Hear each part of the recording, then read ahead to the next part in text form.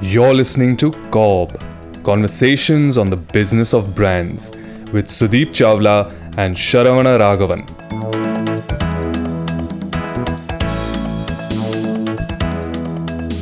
We're recording this over the weekend, and looks like you've been watching a lot of Cartoon Network and Tom and Jerry. Why this topic and why now? Okay, so number one, I don't see any problem with watching Tom and Jerry. I still find it funny. No, but this is not the result of Tom and Jerry watching. In fact, last week I was sitting with my sales and marketing team, Hmm. and I was talking to them about this particular aspect, where I thought that you know the marketing team can do lot more in terms of supporting sales team tactically for the present month, for the present quarter, than they actually think they can. Mhm. And hence that is something that I was trying to impress upon them, and similarly on the sales team, as to how can they involve marketing team in getting their objectives met, the immediate objectives met. And that is how it occurred to me that this is something that we should talk about. As in, you were talking to both of them in the same room. Yeah, of course. Wow. That's very bold. No, actually, having done the marketing role over a period of time, I have in fact come to realize this, that this is possibly the best way of going about it, and hence I wanted to make sure that I'm able to share it with both the guys. Sure, makes sense. As in, this is, as like I said, is as old as Tom and Jerry. Sales versus marketing. And it's funny how a lot of people outside the industry confuse sales for marketing and marketing for sales. And internally, it's always a push and pull game that goes on. Yeah, yeah, of course. So the first time I told anybody that I work in Cadbury marketing, and to them in my hometown at least, the marketing means that door to door salesman. That's their Exactly. definition of marketing. Yep.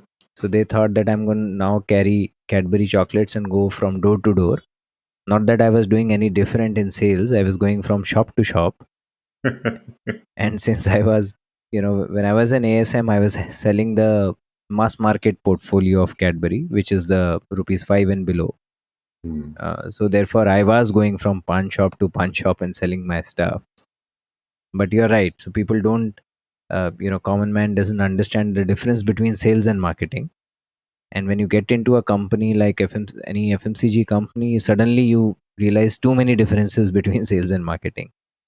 And that today's discussion, hopefully, I'll try and bridge some of those differences, and in fact make people realize that there is very little difference between the two. If there is very little difference between the two, Hmm. then why are the two always at loggerheads? That is because I think the traditional way of looking at sales and marketing has been in a manner which has trained them to look at two very different viewpoints. When people talk to sales guys are measured on their delivery, and the delivery is every month, every week, every bucket, or whatever you might call it, from closing to closing. So you are as good as your last closing, is what they say. And hence, for the sales guys, it is very, very critical that the current delivery is happening while they are building for the longer run. On the other hand, when they talk to a marketing guy, the marketing guys are given to believe that their consumer comes paramount, and therefore they are supposed to do what is best for the brand in the long term. But don't consumers come paramount anyway? They do, yes. Consumers are paramount because the businesses exist to serve them. Yeah, but they are taught that you're supposed to do what is best for business, what is best for consumers in the long term, in the long run. Right. And when somebody tells them that, immediately they think that doing something for immediate delivery possibly comes at the cost of long term or the long run, what you want to work upon. Hmm. And that is where the differences start. Got it. Got So it. they are not supposed to be at loggerheads. Unfortunately, in most of the scenarios, we find them on the opposite side of the table. In fact, what I would possibly say is that our today's discussion is not just relevant to people who are setting up their sales and marketing functions, yeah, Mhm. or people who are just about to enter into this, but it is also relevant to people who have just been promoted to marketing, or people who are in sales, or who dream of getting into marketing soon enough. Could you explain that thinking? Because I cannot understand what you're saying, right? Because as a management trainee, you Hmm. most often start in sales Hmm. and you're looking for the day you can move into marketing. Yeah. So this would imply that you understand sales Hmm. and therefore you will be able to empathize better. Yes. Where does this change happen? So while you empathize with sales, and I agree with that way of building careers, once you move into marketing, people often will tell you that when you come into marketing, you are supposed to look at slightly larger picture and build perspective over a longish term. So you are asked to immediately pull out. Don't go into micro, don't go into execution immediately. Pull out, ask yourself why, how do I change it, etc. etc. And while you pull that person out, it takes a lot of effort, and possibly at the start of marketing career, a lot of effort goes in pulling them out, and that possibly results in them zooming out too much, so much so that a lot of the times, at least I did this, you almost start losing touch with daily execution, which is actually happening in the field and which is honestly paying everybody's salary in the company. Right. I think all of us are guilty of this, right? Yes. Because the moment you move from the Excel sheet of sales to the PowerPoint of marketing, Hmm. you completely forget how your formulas were put together on the Excel sheet. Correct. And therefore, I said that this is also relevant to people who are just about to move into marketing, who desire to move into marketing, or who have just moved in. And while all of you guys will be required to pull out, think about the larger perspective. Why is the brand doing what it is doing? That is definitely necessary. But as soon as you are able to, as soon as you can manage, do make sure you zoom in and possibly follow what we are going to recount from our experiences, our examples, and possibly give you an advice on. Where I start my argument from, Sharan, Hmm. is that you said that both are supposed to be at loggerheads with each other, sales and marketing, and I was telling you they are not supposed to be. Right. Now, supposed is a very, very different world. Let's get Idealistic. Yeah. idealistic world. So let's get real. You will always find that marketers are pulled out. They will be asked to zone out, and sales guys will be pushed on delivery. And that is the reality of the world. And therefore, I often find that, you know, some of the very senior sales guys or some of the more experienced marketing guys are able to transcend these boundaries and make sure that both sales and marketing work in conjunction with each other, so much so that while the short term objectives or businesses are getting met, the sales team also keeps supporting as well as giving very, very rich and qualitative feedback on the long term thinking of the brand as well. And therefore, I would put the onus equally on the sales guys as well as the marketeers. And because we address marketeers more, and hence for the purpose of this podcast, let's focus our attention on the marketeers, the current ones or the ones who are about to get into it. So my appeal would be to the marketeers to tell them that there is a way of thinking around it, and hence it's not an either or scenario.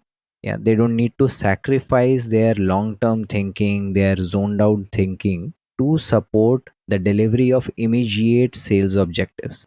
So, what kind of support are we talking about? Because as marketers, you Hmm. are managing a P&L Hmm. in most cases. And sales wants everyday activations and promotions. So, what exactly do you mean by supporting everyday business? Think of it this way, Sharon. First, let's start from a very, very selfish objective. Okay. Supporting sales almost seems like a slightly more, selfless way of going about it, Benevolence. benevolence of the marketeers. But let's start with a very selfish objective. Sure. The selfish objective is that a lot of the work that the marketeers do, and if they are moving in the right direction, takes a little bit of time to materialize into long term changes, because what you're trying to do is you're trying to guide the consumer behavior, trying to nudge them and hoping that they will behave in a manner which you desire, and hence it will benefit your brand in the short as well as long run. But it takes time. Changing behavior, training behavior, creating habits take time. Now, how do you get that time? Yeah, so therefore, marketers need significant backing of top management, and I would say they need significant backing of their sales partner. Could you explain that? Because aren't sales supposed to back the brands and the business anyway? What's the specific backing a sales is going to give marketing? Think of scenarios where possibly your brand is slightly under pressure, sales team is finding it difficult to sell, or there is a market, some kind of development in the market which is making it difficult for the sales team to achieve their numbers. The brand team will immediately feel the heat to support the business immediately. And a lot of the times, Sharon, you and I have seen that means putting resources up front. And where are those resources coming from? They are coming from whatever you had thought you would commit to your long term thinking, habit creation, etc. Finally, we have limited time, money, and energy. Whatever you expend on, which means that you're not going to expend it on something else which you had planned. So, therefore, I start my argument by saying that marketers need significant backing from top management as well as their sales colleagues. And hence, there is a selfish objective to all of this, whatever I am saying. If marketers want to make sure that their work of the long term keeps happening and it does not get compromised on, and they're not pulled into, doing tactical stuff against their wishes, therefore, my advice is twofold. First advice is to make sure that whatever your long term plan is, apart from aligning it and presenting it to your top management, do present it to your sales leadership as well. Okay. You're saying we should separately get the buy in of the sales leadership in addition to your own marketing leadership. Yes, and the buy in will not come in easy because the sales team finally wants to understand what is in it for me. How soon can you start showing results? But what I've seen is that, see, if everybody is working for the betterment of the business, therefore everybody wants to create something which will create better business, better growth, and hopefully better incentives for everybody. Now, sales guys are the hardest to please. And therefore, in one of the previous podcasts, as I was saying, when you're creating a marketing brief, whatever a marketer is doing, you're pitching your idea. Right, right, This is right. the hardest pitch that you will get through. You're saying you don't just pitch it to your creative agencies. When you see your sales team as your partners and not your foes, you end up having to win their trust as well. Correct. So pitch it to them, and I assume it goes back to the storytelling that you're very famous for. 100%. 100%. So tell the story to them. And in fact, I would say that tell your story to the sales guys before you tell it to your creative team. Oh, What that does is the sales guys will tell you whether that story sounds credible or not. When you're talking to the creative team, marketing team, etc., they're all dreamers. They like to dream. The sales team will pull you down to the ground and they'll tell you whether that story flies or not, whether it seems credible or not. And what that does is don't take it as a yes or a no. Find the pieces of feedback in what they are saying and use that interaction to make your story stronger, make your pitch stronger. And I believe that a story that has gone through the grind of having pitched to the sales team always emerges significantly stronger than what it was in marketer's head. true, true. I agree with that. Yeah. Yeah, so there's the first, and therefore you have to find the right partner in the sales team. Given that both are operating out of different perspectives, long and short, let's say looking at the short term, is there a chance that your long term plans will get shot down by the sales team when you pitch it to them? I would say that, and therefore I said sales leadership. I am not saying you talk to the sales manager. A sales leadership is also worried about the numbers 12 months hence or 6 months hence. Right. They want immediate delivery and they want this one also. So, in fact, they might take it up with you that, okay, Sharon, the plan looks good, but this plan I believe is going to take 9 months to materialize. What do we do till then? So, Right. that conversation will always happen, and that's a healthy conversation, and it is True. better to have it sooner than later. Okay. I get that. What Yeah. about the rest of the sales team? So, rest of the sales team, you go back to them once you have a little bit of your package ready. Hmm. Yeah. The Okay. sales team wants to see. Yeah, they believe in some tangible things. You can tell your story to the sales leadership team, you can tell the story to your partners, but when you get to the rest of the sales team, you have to show them something tangible. As in the designs and the execution piece. Designs, advertising, pack, plan, some amount of creatives. They want to, they are the guys who are the look and feel guys. Got it. They will be able to tell you when a dealer or a retailer or your consumer sees it, how will they react. So the, as you go down the level, the tangibility of the delivery has to increase. The elements start playing the role. I think that's a very good point. As in, as you go down the line, the tangibility of what you're presenting has to increase. Yeah, so you go from principles to elements. The higher up you go, you align on principles. The lower down you go, you align on tangibles. You're listening to COB, Conversations on the Business of Brands. Your hosts are Sudeep Chawla, marketing practitioner, business leader, and educator to advertising and marketing professionals, and Sharavana Raghavan of Vitril Innovations, consultants to consumer-facing brands and businesses. For more information, go to copcast.net. If you find this podcast helpful, please help us by telling your friends and rating us.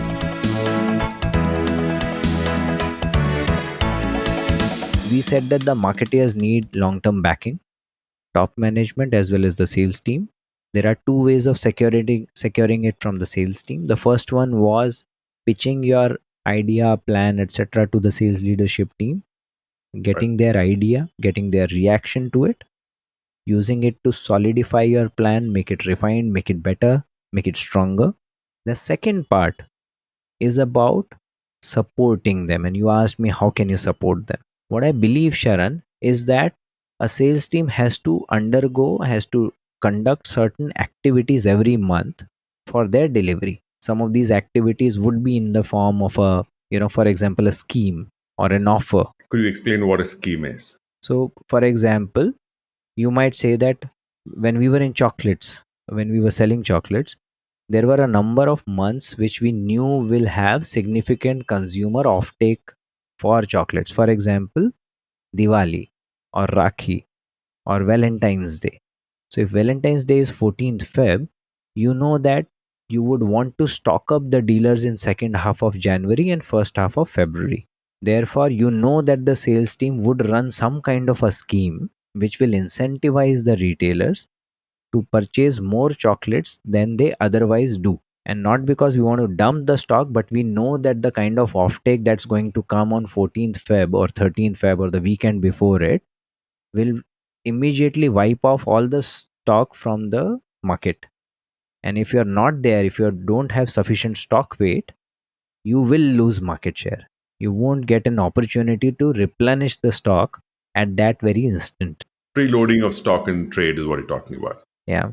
So that schemes could be of different kinds. So it is used for loading. It could be used for cross selling also.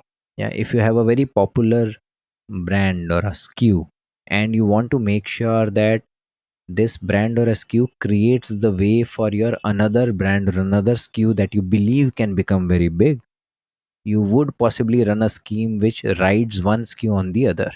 Yeah, you might okay say that my 5 rupee SKU is present in 1 lakh shops, for example. I believe that my rupees 10 should at least go to 70% of them, which is 70,000 shops. So you might possibly say that, buy rupees 10 SKU of a certain amount and you will get scheme on the rupees 5 one. So it's a rider scheme. Yeah. So your schemes are designed to achieve certain strategic objectives. Yeah. Which could either be marketing led or could be sales led, efficiency led as they call them. So therefore your sales team would be running some schemes. They might be running some contests. They might be doing some activations in the market to achieve that month's or that quarter's numbers. Where a marketer can possibly help them is in the planning as well as in the execution phase. Now, when a sales manager is sitting and doing the planning for the number, they are trying to add up how will I deliver the number for this month by using whatever is at my disposal, resources as well as brands, stocks, etc. etc. So, they usually, I've seen the sales team has the tendency to do this, by looking at past trends last year or last to last year, as well as what is happening currently in terms of last 3 months, last 6 months. Now what how you can influence this is, while they are aware of what happened last year, what happens in the last 6 months, etc., what they might not be aware of is what are you planning. Right. And therefore you might have a slightly different plan for something.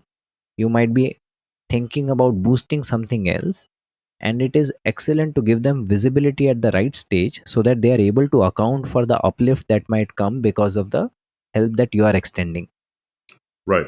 It could be sometime in the future so that they can plan for it. They can plan for it, and therefore most of the companies look at developing what is called a 3 month or a 6 month rolling plan. Yeah, that's number one. Number two, when they are trying to arrange for stocks for their sales in that particular month, you will find that they will run into some kind of constraints on certain lines. Yeah, Supplies. Yes. supplies, etc., etc., and that's the reality of FMCG. And most of these supplies have certain amount of constraints theory built around them. Right. The same equipment is being used to make something else, etc., etc., and the sales team can only influence it that much. Right.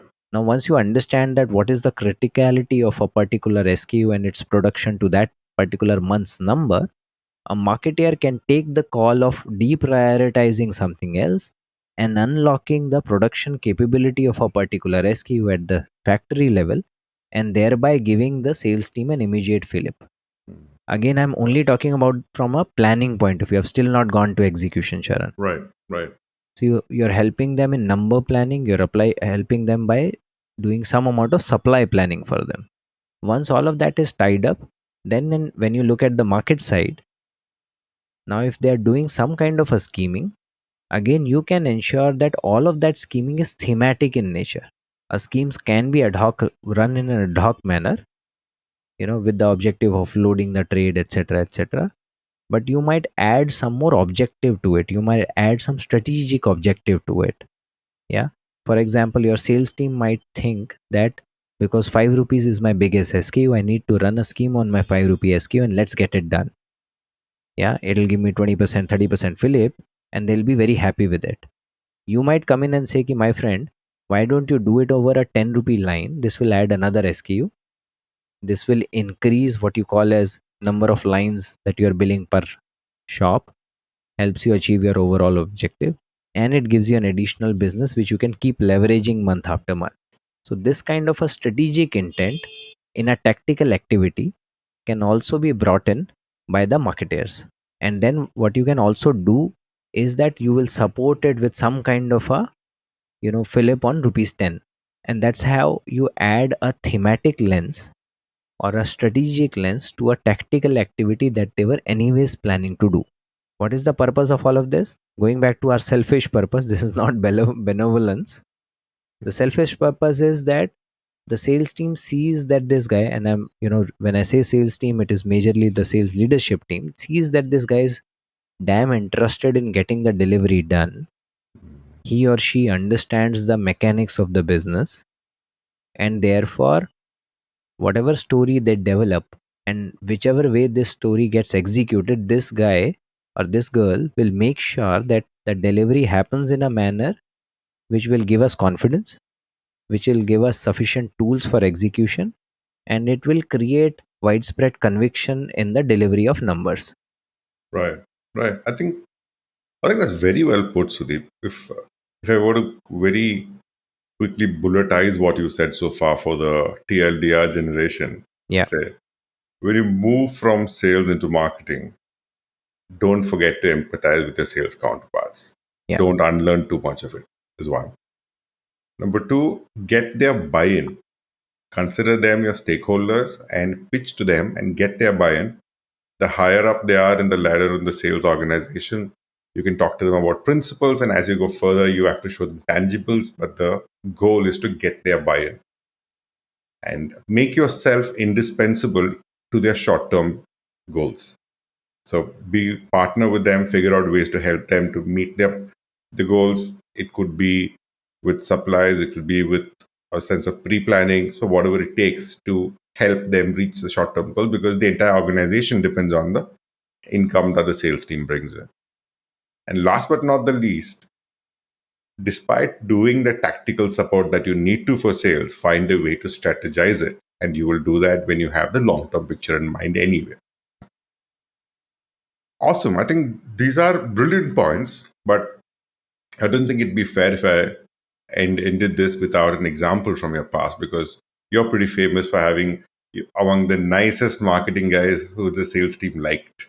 So, can you tell me something that's happened in your career where you ended up working from marketing with sales? Yeah, sure.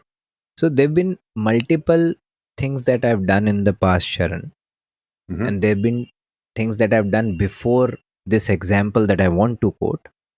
But I'm quoting this example because this is where my thinking, my way of approaching things became very, very different. And that's the philosophy that I've carried forward in my career thus far. This is in, early 2011 when I was handling brand gems, my second year of handling brand gems. And I was complaining to my boss that I have a problem. Most of the chocolate brands, the bigger chocolate brands, get all the limelight. They get slots for activation throughout the year.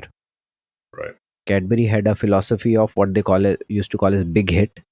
So every month, the sales team used to focus on one big hit, one or two big hits, and make sure that they are driven well. Because of the higher value contribution, Cadbury Dairy Milk, Five Star used to get priority. Bonvita used to get priority, and therefore Gems never used to have the kind of focus that we thought it needed. And I was complaining to him consistently, and I thought that this is one of the barriers for growth for Gems. Despite whatever marketing thinking I might do, if I don't get the sales backing behind it, and if they're focused on some other brand, I will never be able to make it big. Right. And when you say 2011, this must have been at the peak of the Kinder Joy attack. Yeah. So this is the time. Just before this, I had launched Gem Surprise. I Right. had worked very closely with the modern trade team, to be very precise, and because that is where Kinder Joy had made the most amount of inroads, and I'd worked on creating Gem Surprise and launched it in the market with decent amount of success. So this is the second frontier, and while this is happening, I was working on the new proposition for Gems, and as a the work that I was doing, that had resulted into Raho Umarless proposition. Right. I remember that from one of our early episodes. Yes, Yes. yes, and I won an Insight of the Year award for that one, but that came later. I needed time and sales buy-in for so that I could work upon it. Before that, by the greatest unlock in my head happened when my boss suggested that why don't you take up a slot within the year that no other chocolate wants, and that slot was in May, Why was that? because May and June are typically extreme summer months, Right. and that is when most of the chocolates don't want to load up the trade because the chocolate melts. Even our fridges don't work in the kind of heat that prevails in the country. June, I think that year was reserved for Tang. Okay.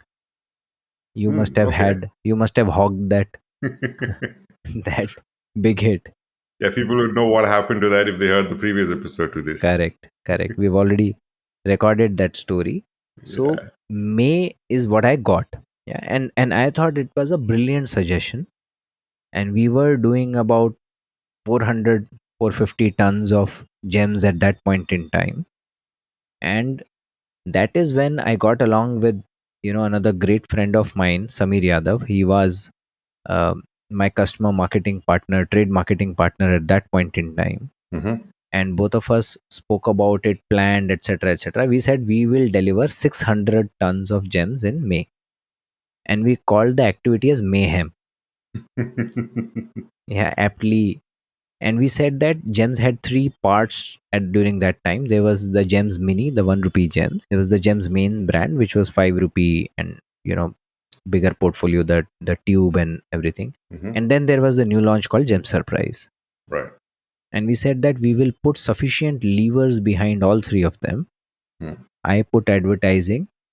Both of us thought through and put thematic schemes, designed trade enablers, designed sales contests, etc., etc. Created sales energizers for the brand, and we went behind this thing about, delivering 600 tons. Now 600 tons was a net result, and frankly, once you get that ball rolling, it doesn't matter how much you delivered. We actually delivered 602, but what it did was it created a kind of domino effect which, paid us back through the rest of the year as well. Right. That is going to be a question, actually. Good point. So, what happened? Yeah. So the key point, Sharon, at that point was that suddenly people realize that this is a brand which can give us returns. There is sufficient amount of work that happens on this brand, and if we need this kind of work, can be done for our geography. Now, a lot of the one more problem with marketers, and we'll possibly pick it up in another episode, is that we too often we see entire India as one. There are many Indias. Yeah. And my realization during that time was, while Gems might be the third biggest brand or the fourth biggest chocolate brand in the country, for certain geographies, it was the second biggest brand. Oh, wow. And for those guys, it was an eye opener to say, oh, okay, so much can happen on Gems. So therefore, why don't I take up Gems during the rest of the year also? Even if they have another big hit, they could call up, request for a enabler, etc., etc. They could keep the bandwagon moving. Those are a lot of unlocks happen which you haven't really thought about, but the unlock would happen only when you have struck a great partnership with your sales team.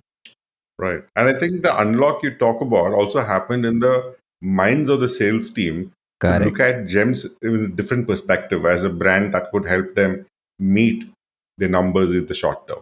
Correct. Correct. Think of it that way, that otherwise the rest of the year it is you, your boss, and your customer marketing partner who is thinking about Gems. Now, Right. when you do a partnership of that kind, there are another 35 people in the field, at least the managers who are thinking about it. Suddenly, people thinking about Gems has gone from 3 to 38. Even if you don't get 12 times the output, a 5 times, 6 times, 7 times an output is an extremely fruitful exercise. Absolutely. So I think, and that is what unlocked something in my head, Sharon, and I've therefore turned a firm believer in, marketers' responsibility to take sales along by doing these couple of things, and thereby become an even better marketer. I think that's a wonderful point, Sudeep, in the fact that I think you picked the right example where it changed your perspective towards how you would work with sales from the marketing standpoint. And I think the lesson there is very clear as to how you can get disproportionate share of mind when you tend to work with the sales team and act as an enabler than as a foe. Marketers coming in, starting off their marketing careers, I think it'll hold them in great stead just to keep these points in mind. I think that's a wonderful story. Thank you for listening to COB, Conversations on the Business of Brands with Sudeep Chawla and Sharavana Raghavan. Subscribe and learn more at cobcast.net. That's COBBCAST.net.